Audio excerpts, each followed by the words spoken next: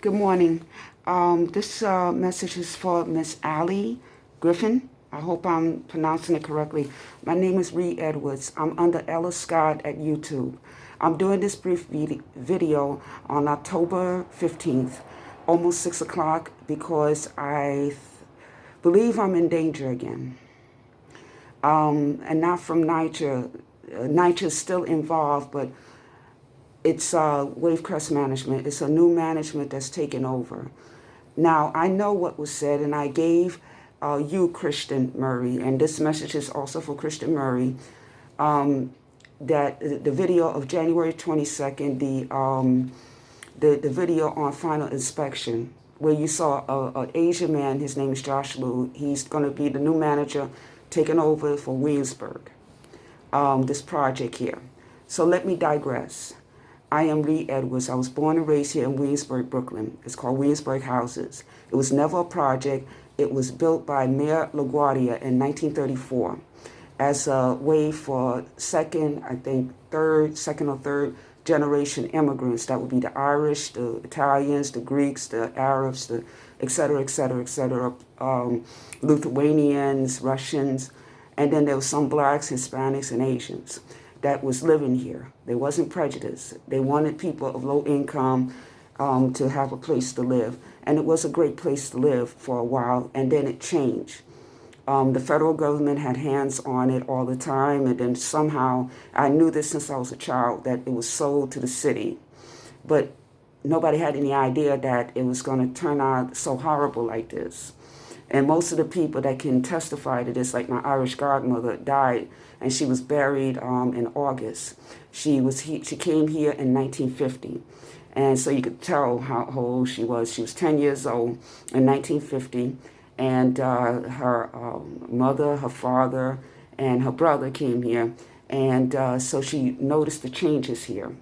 And then my mother came in 1956 with my brother. I wasn't even born yet. I'm a young woman and everything. And so she came, when my mother came, they both became friends. She was a teenager, my Irish godmother and my mother. My mother is American Indian, Irish, and Black American, and I'm part West Indian. And my brother's father, who died, is African. But the principle of the thing is, this is me. I'm not hiding. This is what I look like. This is me and everything. This is me and everything. I'm just thinner. I don't age. I mean, my hair is much longer than this. I'm Cherokee, West Indian, Black, and Irish. And this is a picture of my mother. This is the best picture I could get of my mother. This is a picture of my mother. She looked this way always until she got thin, got sick from these apartments, and died. That's my mother. And this is my mother here. And this is a picture of my grandmother, who's mostly Cherokee, and she had hair down her back. This is a picture of my grandmother and everything. She died at 37. So I'm just showing you pictures of my family because I want to show that I'm a decent citizen. I used to work. I paid my bills. I wanted to stay with my mother in these projects because she was my friend, as well as my mother. But anyway, the reason I'm doing this, I'm going to do two parts. I just wanted to show you the pictures of my my mother and me, and this is me again, and then this is and then this is me again. Okay, and I just want to show you pictures of it because of the fact that nobody should be treated this way. I'm still in danger. And I'm going to show you pictures of the apartment. That's why I want you to see me before I show you pictures of the apartment and everything, because I signed a contract on October, I have it on video, yesterday. I had to sign a contract even though I was told, wait till I get a new apartment, but they're not giving me a new apartment. The NYCHA, and even though Wavecrest Management said for me to have a new apartment, nothing was resolved because they haven't taken over yet. They're supposed to take over next month. That's the reason why I rushed to get this contract, new conversion as it's called, signed. And so, and my godmother who died did sign the contract, and then she died and everything. I was talking to her in June, she died, my Irish godmother. A lot of these people that know the truth about Williamsburg have died. And they have died since my mother died in 2015. And she died because of the conditions in these apartments. And that's my point. I had to sign the contract so NYCHA wouldn't have a reason to evict me. But I didn't agree for them to come up here to do any kind of lead inspection, any kind of inspections whatsoever. Josh Liu, the manager that I just told you about, is very much aware of the dangers of this apartment. I developed asthma. I developed other cases of illness due to this apartment. And if I let them in to do any kind of sampling or inspection doesn't mean clipboard, it means sampling. If I let them do that, then 6 years of keeping them at bay and not letting them in would be for nothing. I would be in the street.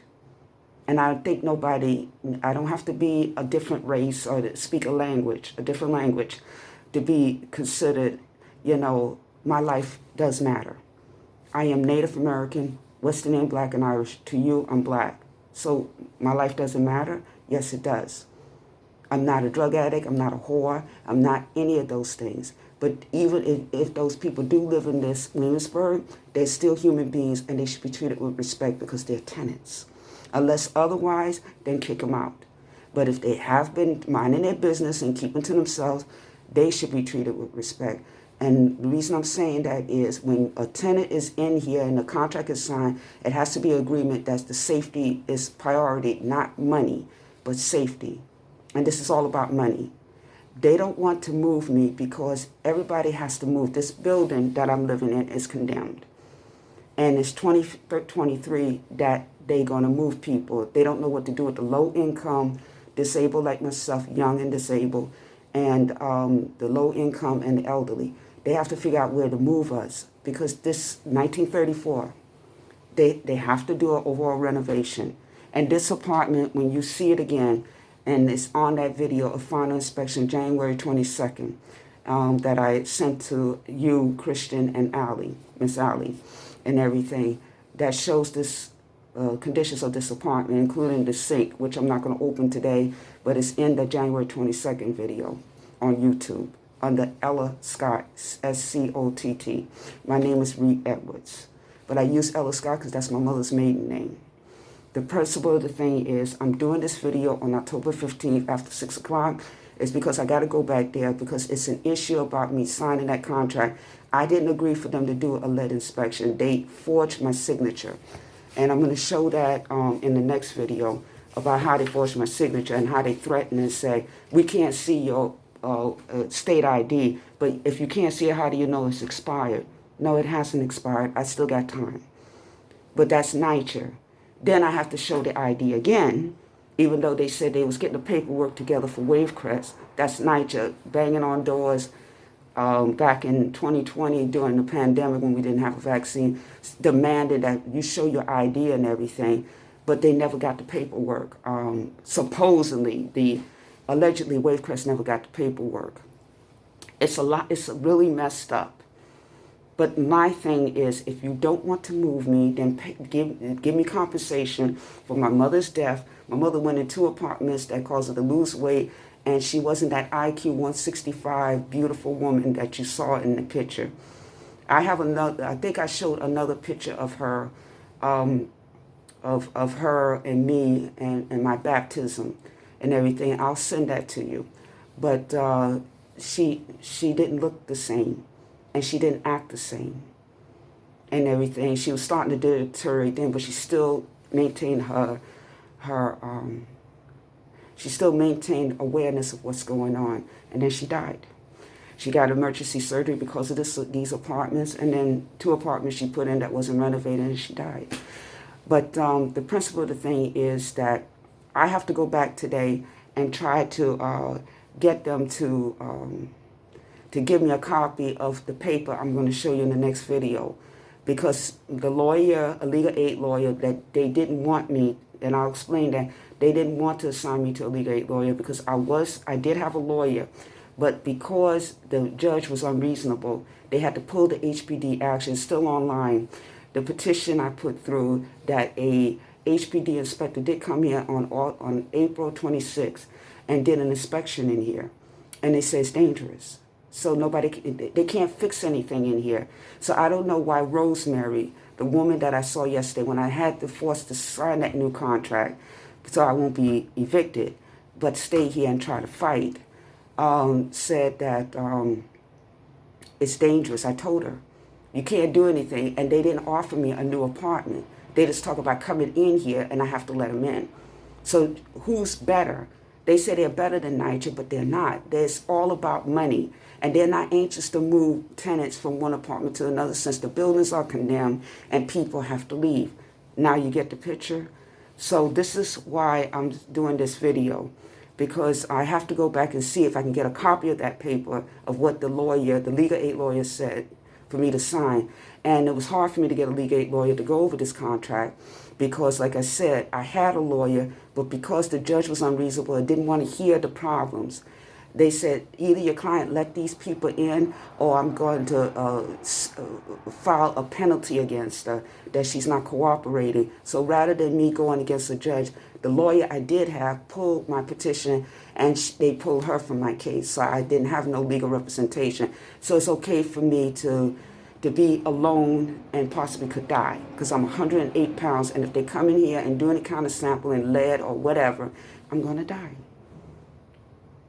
And I'm not kidding. Okay, I'm going to do the other video and then I'm going to show pictures of this apartment. Thank you.